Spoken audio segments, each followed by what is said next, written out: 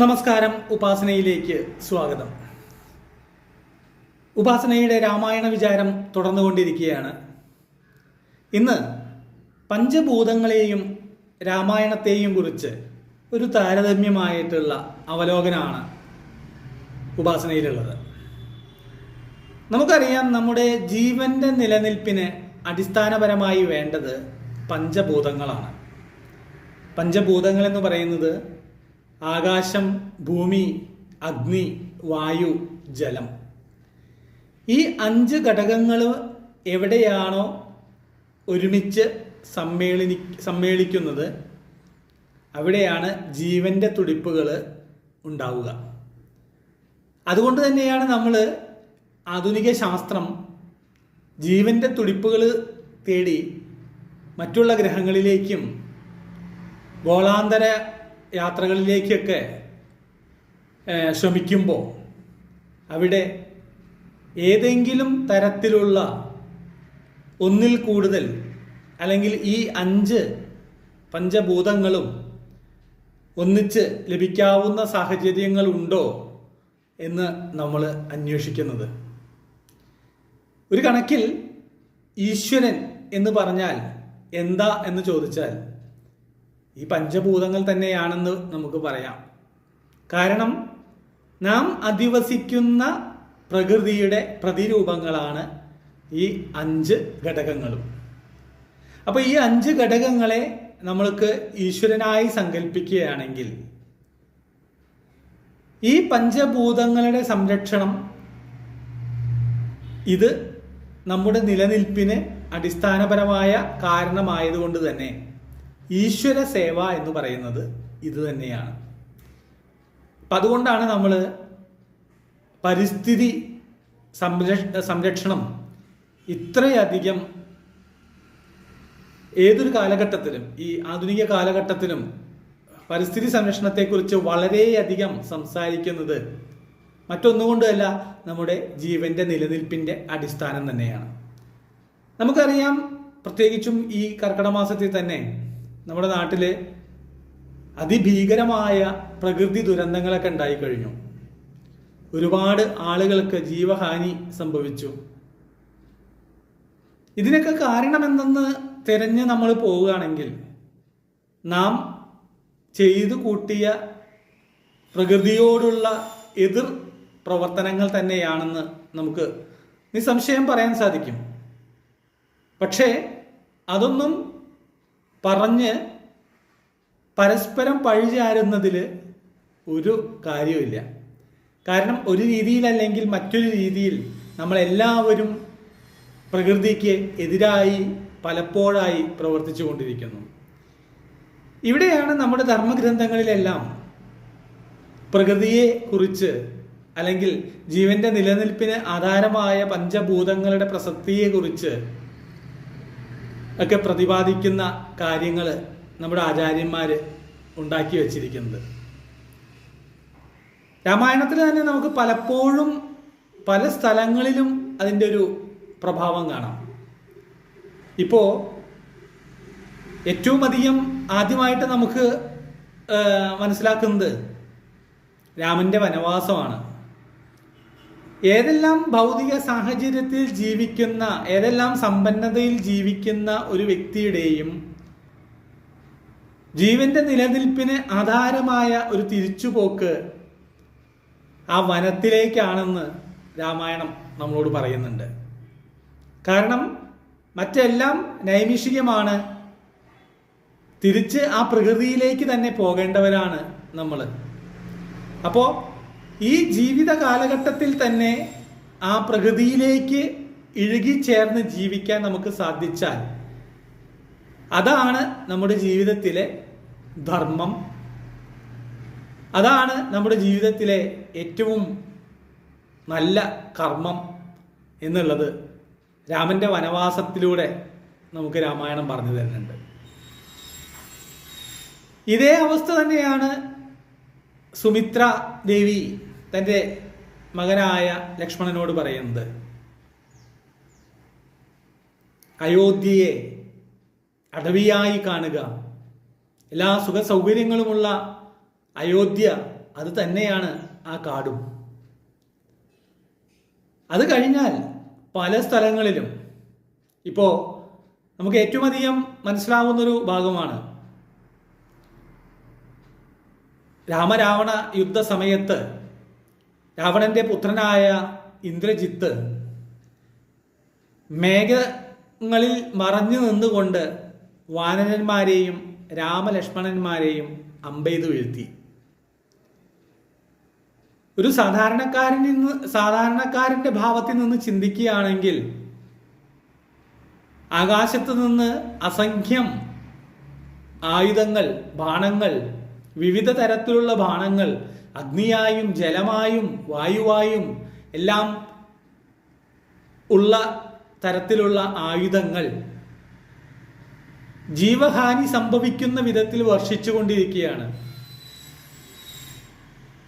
ഇത് രാമായണത്തിൽ നമുക്ക് വായിക്കുമ്പോൾ മനസ്സിലാവും അത് ഇന്ദ്രജിത്ത് ചെയ്യുന്നതാണ് എന്നുള്ള കാര്യങ്ങളൊക്കെ. പക്ഷേ ഒരു സാധാരണക്കാരന്റെ ഭാവത്തിൽ നിന്ന് ചിന്തിച്ചാൽ അങ്ങനെ നമ്മുടെ ജീവഹാനിക്ക് ഉതകുന്ന കാര്യങ്ങൾ അന്തരീക്ഷത്തിൽ നിന്ന് വർഷിക്കുമ്പോൾ അതിനെ നമുക്കൊരു പ്രകൃതി ദുരന്തമായി വ്യാഖ്യാനിക്കാനാകും. ഈ പ്രകൃതി ദുരന്തം അല്ലെങ്കിൽ ഇങ്ങനെയുള്ള ഒരു അവസ്ഥ നേരിടേണ്ടി വന്ന വാനരന്മാരും രാമലക്ഷ്മണന്മാരും അതിനെ അതിജീവിക്കുന്നത് എങ്ങനെയാണെന്ന് വെച്ചാൽ വായുപുത്രനായ ഹനുമാനിൽ കൂടിയാണ്. അവിടെ വായു എന്ന പ്രകൃതി ഘടകത്തിൻ്റെ ഒരു പുത്രൻ, അപ്പോൾ അത് വായുവിൻ്റെ തന്നെ പ്രതിരൂപമാണ്. ആ പുത്രനാണ് അല്ലെങ്കിൽ ആ വായു തന്നെയാണ് ഈ രാമലക്ഷ്മണന്മാരെ ഈ ഘോരമായിട്ടുള്ള ദുരന്തത്തിൽ നിന്ന് രക്ഷിക്കുന്നത്. എങ്ങനെയാണ് രക്ഷിക്കുന്നതെന്ന് ചിന്തിച്ചു നോക്കൂ. ഹനുമാൻ ഒന്നും അറിയാതെ, ഹനുമാനൊരു പ്രത്യേകതയുണ്ട്, അദ്ദേഹത്തിൻ്റെ ജ്ഞാനത്തെക്കുറിച്ച് വേറെ ആരെങ്കിലും അദ്ദേഹത്തെ ബോധ്യപ്പെടുത്തിയാൽ മാത്രമേ അദ്ദേഹത്തിന് ഓർമ്മ വരുള്ളൂ. അല്ലെങ്കിൽ അലക്ഷ്യമായി അദ്ദേഹം നടന്നുകൊണ്ടേയിരിക്കും. അത് പണ്ട് മുനിമാരിൽ നിന്ന് അദ്ദേഹത്തിന് കിട്ടിയ ശാപമാണ്. ഇവിടെയാണ് വിദ്യ, അറിവ്, ജ്ഞാനത്തിൻ്റെ പ്രസക്തി. ബ്രഹ്മപുത്രനായ ജാംബവാൻ അറിവിൻ്റെ പ്രതിരൂപം തന്നെയാണ്. ഹനുമാനോട് സ്വയം ഉത്ബോധിപ്പിക്കുകയാണ് തൻ്റെ ശക്തികളെക്കുറിച്ച്. അപ്പോൾ ജ്ഞാനമുണ്ടെങ്കിൽ മാത്രമേ നമ്മുടെ ഉള്ളിലുള്ള അറിവുകൾ പ്രകാശിക്കുള്ളൂ. അതിന് നല്ലൊരു ഗുരുവിൻ്റെ സാമീപ്യം വേണം, ഗുരുവിൽ നിന്ന് ഉപദേശം വേണം എന്ന പ്രപഞ്ച സത്യത്തിലേക്ക് ഇവിടെ രാമായണം നമ്മളെ ചിന്തിപ്പിക്കുകയാണ്. ഈ ഹനുമാൻ പോകുന്നത് ഔഷധം തേടിയാണ്, പച്ചമരുന്നുകൾ തേടിയാണ്. എവിടെയാണ് പച്ചമരുന്നുകൾ? ഈ ഭൂമിയിൽ തന്നെയാണ്, ആ പർവ്വത ശിഖരങ്ങളിലാണ്. അവിടെ മാത്രമേ ആ ദിവ്യ ഔഷധങ്ങളുള്ളൂ. ആ ദിവ്യ ഔഷധങ്ങൾ തേടി ആ പർവ്വത ശിഖരങ്ങളിലേക്ക് പോകൂ എന്ന് ഈ ബ്രഹ്മപുത്രനായ ജാംബവാൻ ഹനുമാനെ ഉപദേശിക്കുകയാണ്. ആ ജ്ഞാനം ലഭിച്ചു. അദ്ദേഹം ആ ഔഷധങ്ങൾക്ക് വേണ്ടി ആ പ്രകൃതിയിലേക്ക്, ഭൂമിയിലേക്ക് ഇറങ്ങിച്ചെന്ന് അന്വേഷിക്കുകയാണ്. അപ്പോഴും ഈ ദുരന്തത്തെ അതിജീവിക്കുന്ന ഔഷധങ്ങൾ അദ്ദേഹത്തിന് അവിടെ കണ്ടെത്താൻ സാധിക്കുന്നില്ല. യഥാർത്ഥമായ അറിവിലേക്ക് പെട്ടെന്നൊന്നും നമുക്ക് ചെന്നെത്താൻ സാധിക്കില്ല. അതിന് അതികഠിനമായ ഉപാസനകളും ഗുരുപദേശങ്ങളും വേണമെന്ന് വീണ്ടും രാമായണം നമ്മളെ ഉപദേശിക്കുകയാണ്.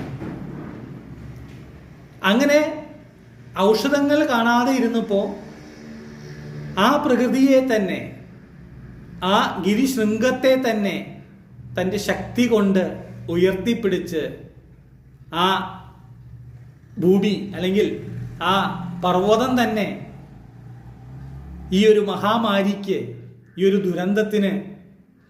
ദുരന്തത്തിൻ്റെ വ്യാപ്തി ഇല്ലായ്മ ചെയ്യുന്നതിനു വേണ്ടി ഹനുമാൻ കൊണ്ടുവരികയാണ്.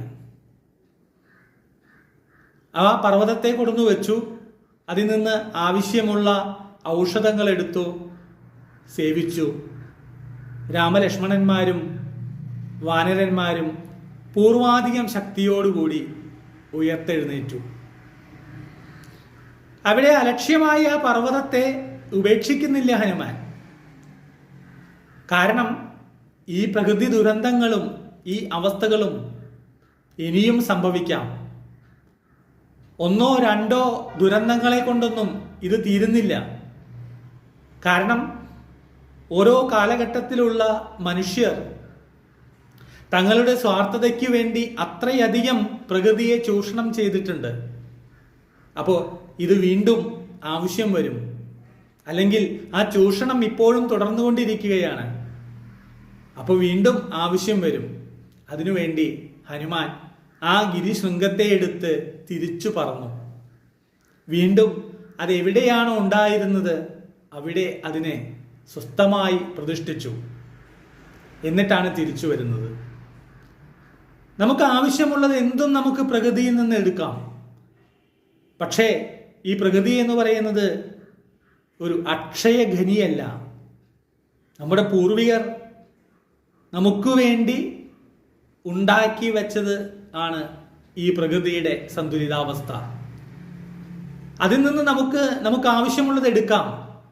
പക്ഷേ അനാവശ്യമായി ഒരു തുള്ളി ജലം അതിൽ നിന്ന് നമ്മൾ എടുത്താൽ ആ പ്രകൃതി നമ്മളോട് അതിന് കണക്ക് ചോദിക്കും. അതുകൊണ്ട് ഹനുമാൻ അലക്ഷ്യമായ ആ പർവ്വതത്തെ ഉപയോഗിക്കാതെ ആവശ്യം കഴിഞ്ഞതിന് ശേഷം വീണ്ടും ഭദ്രമായി അത് തിരിച്ച് കൊണ്ടുപോയി വച്ചു. പിന്നീട് ആവശ്യമുള്ളപ്പോഴെല്ലാം അത് എടുത്തുകൊണ്ട് വരുന്നുണ്ട്. രാമായണം വീണ്ടും മുന്നോട്ട് സഞ്ചരിക്കുകയാണ്. അതിഘോരമായ രാമരാവണ യുദ്ധം നടന്നുകൊണ്ടിരിക്കുകയാണ്. സാക്ഷാൽ ഈശ്വരനാണ് രാമൻ. പക്ഷെ മനുഷ്യരൂപത്തിലാണ്. പരിമിതികൾ ഒരുപാടുണ്ട്. നമുക്ക് തോന്നും നമ്മളെല്ലാം നേടിയവരാണ്, എന്തിനും പോന്നവരാണെന്ന്. പക്ഷേ യഥാർത്ഥ ശത്രുവിനോട് ഏറ്റുമുട്ടുമ്പോൾ, യഥാർത്ഥ ശക്തിയോട് ഏറ്റുമുട്ടുമ്പോൾ നമുക്ക് മനസ്സിലാകും നാം നേടിയതൊന്നും ഒന്നുമല്ല, നമ്മൾ വെറും നിസാരരാണ്. ഈ പ്രപഞ്ചത്തിൻ്റെ ആയുഷ് ദൈർഘ്യത്തെക്കുറിച്ച് അല്ലെങ്കിൽ അങ്ങനെയുള്ള കാര്യങ്ങളെക്കുറിച്ച് ചിന്തിക്കുമ്പോൾ നമുക്ക് മനസ്സിലാവും മനുഷ്യൻ എന്ന ജീവിയുടെ ആയുസ് ഈ പ്രപഞ്ച ആയുഷ് ദൈർഘ്യത്തിൽ എത്ര ചെറുതാണ്, എത്ര നൈമിഷികമാണ്. അപ്പോൾ വളരെ ഘോരമായ കാര്യങ്ങളെ തരണം ചെയ്യാൻ നമുക്ക് ഒരു ശക്തിയുമില്ല. അവിടെ വീണ്ടും നമ്മൾ പ്രകൃതിയിലേക്ക് തന്നെ മടങ്ങുകയാണ്. രാവണൻ എന്ന മഹാസുരനെ വധിക്കാൻ ഈശ്വരാവതാരമായിട്ടുള്ള രാമന് പോലും സാധിക്കുന്നില്ല. രാമൻ ഭയങ്കര അധികം ബുദ്ധിമുട്ടിലാവുകയാണ്. ആ സമയത്താണ് അഗസ്ത്യ മഹർഷി വരുന്നത്. അദ്ദേഹത്തിന് സൂര്യമന്ത്രം ഉപദേശിച്ചു കൊടുക്കുകയാണ്. സൂര്യൻ പ്രകൃതിയുടെ ഊർജത്തിൻ്റെ പ്രതിരൂപമാണ്.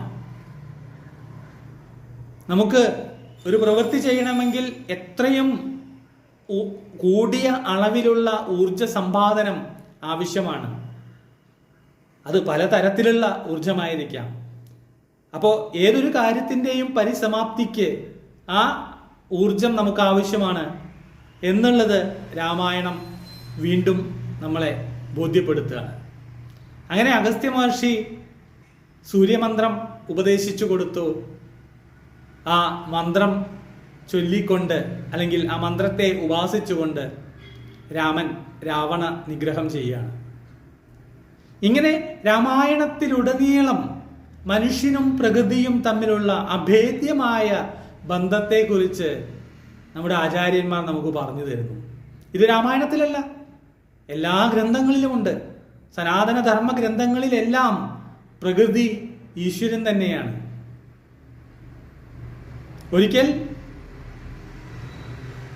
ഗോപികമാർക്ക് ഗോകുലത്തിൽ അതികഠിനമായ രീതിയിലുള്ള മഹാമാരി ഉണ്ടായി. വെള്ളപ്പൊക്കവും ദുരിതങ്ങളും ഉണ്ടായി. ആ സമയത്ത് തങ്ങളെ രക്ഷിക്കണമെന്ന് പറഞ്ഞ് ഗോപീഗോപന്മാരെല്ലാവരും കൂടി ശ്രീകൃഷ്ണ ഭഗവാന്റെ അടുത്ത് വന്നു. ശ്രീകൃഷ്ണ ഭഗവാൻ പറഞ്ഞു, നമ്മളെ രക്ഷിക്കാൻ ആ സാക്ഷാൽ ഗോവർദ്ധന പർവ്വതത്തിന് മാത്രമേ സാധിക്കൂ. നമുക്ക് എല്ലാവർക്കും കൂടി ആ പർവ്വതത്തെ സ്തുതിക്കാം, ഭജിക്കാം. പർവ്വതത്തെ സ്തുതിച്ചു, ഭജിച്ചു. പർവ്വതം ആ സാക്ഷാൽ ഭഗവാന്റെ വിരലിൽ ഒരു കൊടയായി നിവർന്നു നിന്നു. ഇതൊരു കലാരൂപത്തിലൊക്കെ നമ്മൾ ചിന്തിക്കുമ്പോൾ വളരെ നിസ്സാരമാണ്. പക്ഷേ ഇതിൻ്റെ ആത്മീയ തലങ്ങളിലേക്ക് നമ്മൾ ഇറങ്ങിച്ചെല്ലുമ്പോഴാണ് നമുക്ക് മനസ്സിലാകുന്നത് ഈ പ്രകൃതി തന്നെയാണ് നമ്മുടെ ഈശ്വരൻ. ഈ പ്രകൃതി സംരക്ഷണം തന്നെയാണ് നമ്മുടെ ഈശ്വരോപാസന.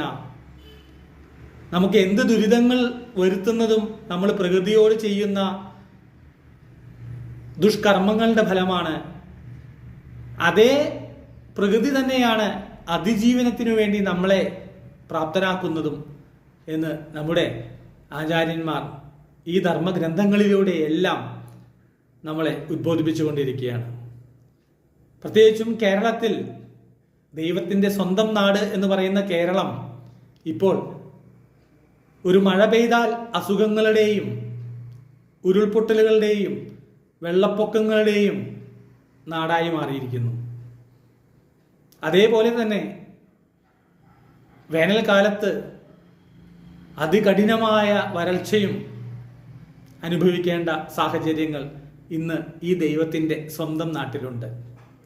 ഇതെല്ലാം ഒരു കണക്കിലല്ലെങ്കിൽ മറ്റൊരു കണക്കിൽ നമ്മൾ ഈ പ്രകൃതിയോട് ചെയ്തു വയ്ക്കുന്ന ദോഷങ്ങളുടെ, ക്രൂരതകളുടെ തിക്തഫലങ്ങൾ തന്നെയാണ്. എങ്കിലും എല്ലാം അതിജീവിക്കണം, അത് നമ്മുടെ ആവശ്യമാണ്. ആ അതിജീവിക്കാൻ നമുക്ക് പല വിധത്തിലുള്ള ശക്തികൾ വേണം. ഐകമത്യം മഹാഫലം എന്ന് പറഞ്ഞ പോലെ നമ്മൾ ചേർന്ന് നിൽക്കണം. ശാരീരികമായും മാനസികമായും എല്ലാം നമ്മൾ വീണ്ടും ഉയർന്നെഴുന്നേൽക്കണം. അതിനുവേണ്ടി ഈ രാമായണ മാസത്തിൽ ഈ രാമ കഥ അല്ലെങ്കിൽ ഈ രാമായണ പാരായണം നമുക്ക് അതിനു വേണ്ട കാര്യങ്ങൾ പറഞ്ഞു തരട്ടെ, അത് മനസ്സിലാക്കാനുള്ള സാഹചര്യങ്ങൾ നമുക്കുണ്ടാകട്ടെ എന്ന് ആത്മാർത്ഥമായി ആഗ്രഹിക്കുന്നു. എല്ലാവർക്കും ഒരിക്കൽ കൂടി നന്ദി, നമസ്കാരം.